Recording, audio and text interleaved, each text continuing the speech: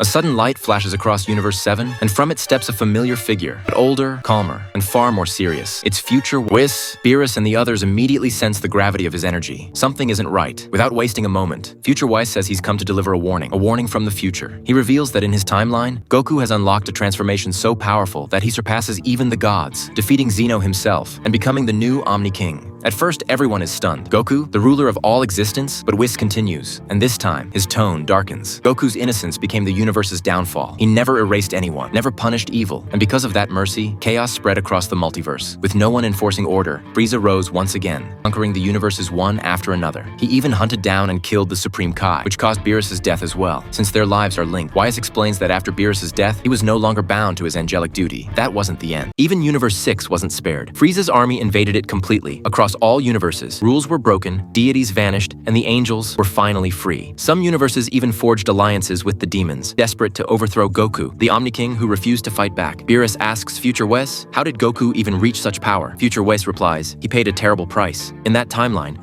Goku suffered the greatest loss of his life. A demon murdered Chi-Chi. The pain, the rage, the grief, all of it fused together, igniting a transformation so immense it shattered the limits of divine power. Goku's emotions consumed him, turning him into something beyond gods, a being of raw, infinite Saiyan energy. But that power came with a cost. He lost control. In his fury, he destroyed everything. Universes, mortals, even divine realms. Only Whis survived to tell the tale. As the air turns silent, a familiar voice echoes from behind. Goku arrives, unaware of what he's just heard. He tells Beerus that his friends have gone into the demon realm and that something feels wrong. Future Whis turns toward him with a heavy heart. The cycle might be repeating.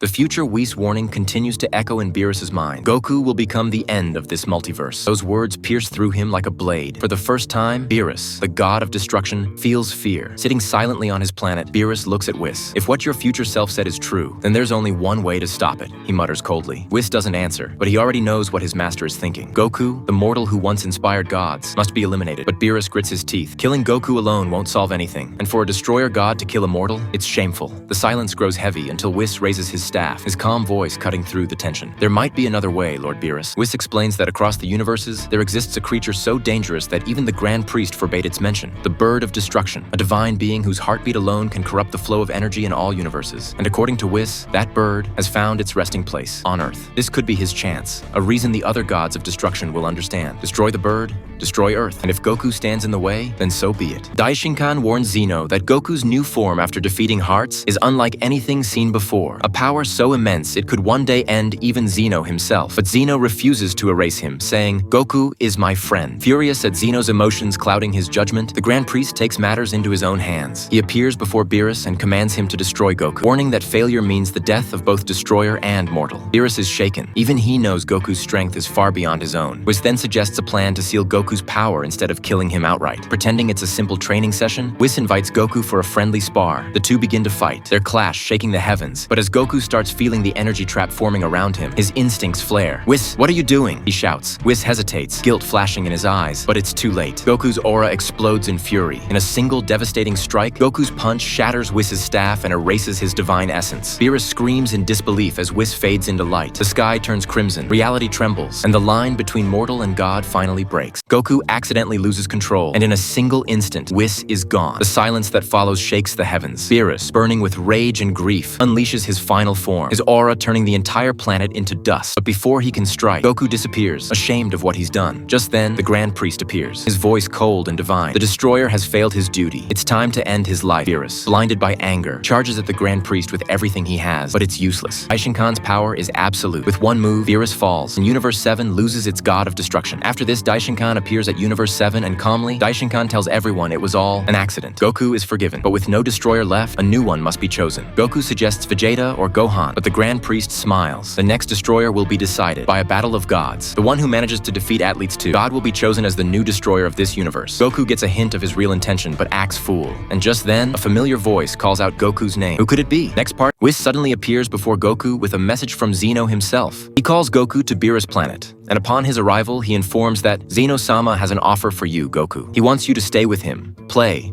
and in return, the Grand Priest will personally train you to reach your final potential. Without a moment of hesitation, Goku smiles. All right then, let's go. Moments later, he arrives at Zeno's palace. Daishinkan greets him, and Goku respectfully accepts the offer, saying that he's very excited for this, and it will be a new experience for him. Zeno giggles in excitement. ordering Daishinkan to give Goku new clothes worthy of his divine training. Light engulfs the room, and as it fades, Goku now stands in an outfit resembling the Grand Priest himself, calm, divine, yet filled with limitless potential. Back on Beerus' planet, Whis informs Beerus about Goku's new training, but instead of joy, there's silence. Beerus looks uneasy. If Goku masters that power, he could surpass even a destroyer. To avoid this from happening, Whis suggests Beerus to prepare a weapon for himself and then looks at Broly. What dark intentions could they have for Broly? After hearing about the Grand Priest's growing power, Beerus orders Whis to train Broly, their last hope if things go wrong. Whis agrees and takes Broly to Beerus' planet. Your rage is your biggest weapon and your greatest weakness, he says. With his staff, Whis shows Broly how Goku first turned into Super Saiyan 4, explaining how Goku balanced instinct and fury. Broly watches, inspired, then closes his eyes and screams. The planet shakes as golden light explodes around him, but this time, his aura fuses with divine energy, turning red, green, and silver. Even Whis is stunned. He's awakened something beyond gods. To help him gain control, Whis sends Broly into a training dimension, a realm where time doesn't exist. There, Broly faces two opponents, Vegito Blue and Vegito Super Saiyan 4. Both charge at once, but Broly overpowers them easily, shattering space with every blow. The fusions combine their power for a massive final Kamehameha, yet Broly walks through it, laughing as his energy surges. Whis senses danger. Broly's power is out of control. The entire realm collapses as Broly's scream echoes across universes. Whis ends the session, panting. He's stronger, but just then something scary happens. Broly loses control over his new Super Saiyan 4 form. While Whis was training him, he sent Broly into a separate dimension filled with powerful clones of Goku and Vegeta to test his strength. First, Broly dominated every fight, even defeating the strongest fusion of Goku and Vegeta, Vegito. But suddenly, his energy began to overflow. Broly's rage went beyond his limits, tearing open the fabric of the dimension itself. He broke through space and appeared directly at Zeno's palace, where Goku was training with the Grand Priest. As Broly arrived, Daishinkan appeared, calmly welcoming him. But Broly only growled one word, Kakarot. He charged straight toward Goku with unstoppable fury. Before he could strike, Whis appeared and instantly realized how bad things were getting. Using his staff, he transported Broly through the timelines to stop him from causing destruction. Broly lands in another era, only to see Goku again. Without hesitation, he attacks, but his attack is blocked by someone unexpected. Cumber, the evil Saiyan. The two titans collide, shaking entire realms with each strike.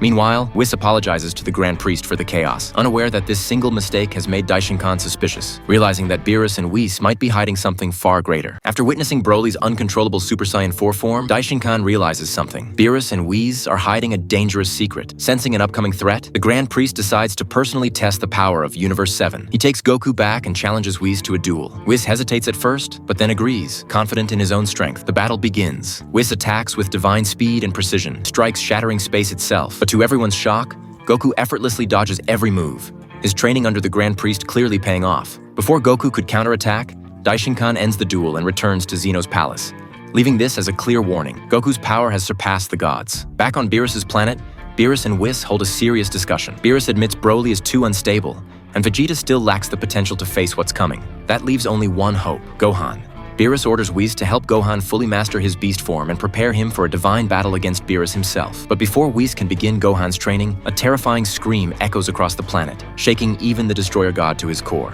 Goku reveals that he feels the Grand Priest is plotting something far bigger, something that could even threaten Zeno himself. Whis immediately denies it, saying Zeno is the supreme being, beyond death or betrayal. Goku insists. He tells Whis and Beerus that during his visit to the demon world with Daishinkan, he met a powerful demon who spoke of a way to trap Zeno. And once that happens, the gates of the demon world would open for all demons to invade. Whis, now deeply unsettled, raises his staff and checks the timeline, and what he sees leaves him speechless. The demon Goku spoke of is real. Goku then suggests training Vegeta, Broly, and Gohan to their absolute limits, as a war may be coming. But before they can react, a massive blast shakes Beerus' planet. From the smoke appears the destroyer of Universe 6, Champa. He confirms Goku's words, saying his oracle fish predicted the same event, the fall of Zeno. Champa warns that Daishinkan's true goal is already in motion, and proposes a meeting of all destroyers to unite their top warriors against this unknown threat. Beerus turns to Goku and asks the question everyone fears. Whose side are you on, Saiyan? Goku looks down, silent, then vanishes, heading back to Zeno's palace to continue his training. Comment whose side Goku will take. Whis casually asks Beerus about the Super Saiyan God prophecy. Beerus, leaning back, scoffs, "That's just nonsense. Even Goku in his Ultra Instinct can't match my power. No Saiyan can." But before Whis could respond, the oracle fish swims in, glowing faintly, and says, "You're mistaken, Lord Beerus. The prophecy wasn't about you at all." Beerus narrows his eyes, his tone shifting. "Then who was it about?" The oracle fish calmly replies, "It was about the supreme ruler of the multiverse." Both Beerus and Whis freeze. "What?" Whis exclaims. Fish continues, "A Saiyan will be accidentally killed by a deity. That death will awaken a power so great, it will transcend the gods. The rebirth of a true Super Saiyan God, one who will overthrow even Zeno." The room falls silent. Impossible. No one can surpass the Omni King. Whis glances at his staff, sensing something strange in the flow of divine energy. Perhaps the prophecy has already begun. Just then, Whis' staff lights up. It's Zeno calling. His cheerful voice echoes, "Whis, send Goku here. I want him to train with us." Beerus and Whis exchange a tense look. Zeno adds quietly, "But during the training, Goku might lose his life." Goku is dead. Earlier, Whis had informed Goku that the Zeno himself had invited him to train on his planet, in return for spending time and playing with him. Without wasting a moment, Whis took Goku to Beerus' planet, where Beerus waited with an unusually serious expression. He warned Goku that this training was unlike anything he had ever faced before, that even Zeno had ordered him to tell Goku the truth. He might lose his life during the process. But Goku's determination knew no limits. Smiling confidently, he said, "If it helps me get stronger, then I'm ready." He immediately pressed Zeno's summoning button and vanished in a flash of light, arriving at Zeno's palace. Wanting to surprise his friend, Goku transformed into his newly achieved Super Saiyan 4 form and rushed toward Zeno with a grin. But before he could say a word, the palace guards, unable to recognize this powerful and unfamiliar form, reacted instantly. In a blinding moment, they killed Goku. The entire palace froze. Back on Beerus' planet, Whis and Beerus gets the news of the event. Whis whispered, "The prophecy, the one that foretold a Saiyan would be slain by a deity, only to be reborn as the ruler of the multiverse." Just then,